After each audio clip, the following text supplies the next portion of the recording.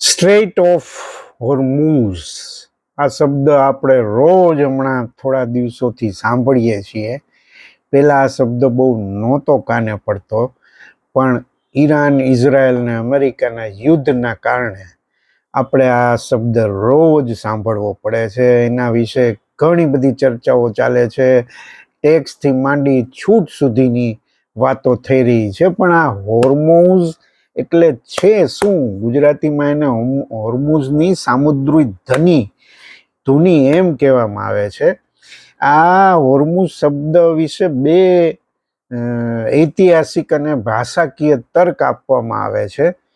પહેલો છે પર્શિયન શબ્દ છે હોર્મોઝ.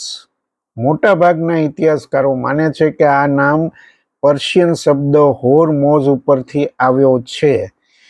હોર એટલે કે ખજૂર, HUR, અને મોઝ MOUZ એટલે કે છોડ અથવા તો વૃક્ષ.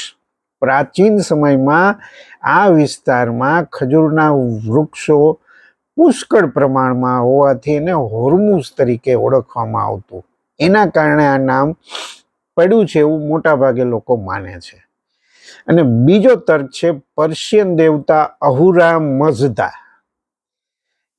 આ મત પ્રમાણે આ નામ ઝોરોસ્ટ્રિયન એટલે કે પારસી ધર્મના સર્વોચ્ચ દેવ અહુરા મઝદાના નામ પરથી પડ્યું છે એવું પણ માનવામાં આવે છે. પ્રાચીન પર્શિયન સંસ્કૃતિમાં શાસકો અને સ્થાનોના નામ ઘણીવાર દેવતાઓના નામ પરથી રાખવામાં આવતા હતા. એવા અનેક દાખલા છે. અને ધીરે ધીરે માનવામાં આવે છે કે અહુરા મઝદા શબ્દનું અપભ્રંશ થયું અને હોર્મુઝ બની ગયું હોય એવી વાત આ છે. આ સામુદ્ર ધુની જે છે એનું મહત્વ કેમ છે આટલું બધું? ભૌગોલિકની જે સ્થિતિ છે એ બહુ મહત્વની છે. પર્શિયન અખાત અને ઓમાનના અખાતને જોડે છે. દુનિયાના કુલ તેલ આપણે આ રોજ સાંભળીએ છીએ કે 20-30% તેલનો વેપાર છે એ આ સાંકડા માર્ગ પરથી પસાર થઈ ઈરાન અને ઓમાન વચ્ચે આવેલી છે.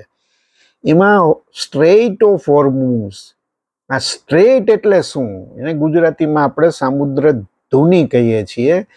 જો સરળ શબ્દમાં વાત કરીએ તો બે મોટા સમુદ્રો અથવા બે જળરાશિઓને જોડતી એક સાંકડી કુદરતી પટ્ટી જેવી રચના એટલે સામુદ્ર ધુની, એટલે સ્ટ્રેટ. એટલે કે બે મોટા જળભાગો જેમ કે બે સમુદ્ર અથવા તો બે અખાત એકબીજાને જોડે એને સ્ટ્રેટ કહેવાય છે. અને એ બે મોટા જમીન ભાગો જેમ કે બે દેશ હોય કે બે ખંડ હોય એકબીજાથી અલગ પણ પાડે છે આ સ્ટ્રેટ ઓફ. અને હંમેશા કુદરતી રીતે આ બનેલી હોય છે. આ ખાડી જે છે કહેવાય છે જે હોર્મુઝ સ્ટ્રેટ. અને માણસે બનાવેલા આવા માર્ગને કેનાલ તથા નહેર કહેવામાં આવે છે, જેમ કે સુએઝ કેનાલ આપણે બહુ જાણીતું છે. અને આવા જાણીતા ઉદાહરણો બીજા પણ છે. પાકની સામુદ્ર ધુનીને પાક સ્ટ્રેટ કહે છે, જે ભારત અને શ્રીલંકાને અલગ કરે છે. અને બંગાળની ખાડીને પાકની ખાડી સાથે જોડે છે. જેમ મેં તમને અગાઉ કીધું એમ પર્શિયન અખાત અને ઓમાનને જોડે છે એ હોર્મુઝની સામુદ્રી ધુની છે.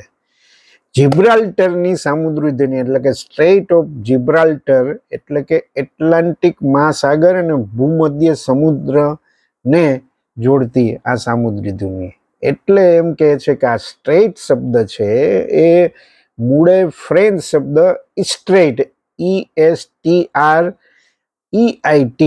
પરથી આવ્યો છે, જેનો અર્થ છે સાંકડું. અને એટલે જ ગુજરાતીમાં તેને ધુની, આપણે ધૂણી કહીએ છીએ, જે નાની નદી જેવો પ્રવાહ હોય ને એને ધૂણામાં પડ્યા એમ.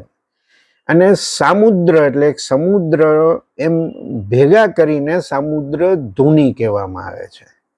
આ રીતે તમે આ વિશ્વના અનેક આવા સામુદ્ર ધુનીઓ છે એના વિશે સમજવું જોઈએ. પણ સ્ટ્રેટ અને હોર્મુઝ આ બંને શબ્દોનો અર્થ જાણવા જેવો છે.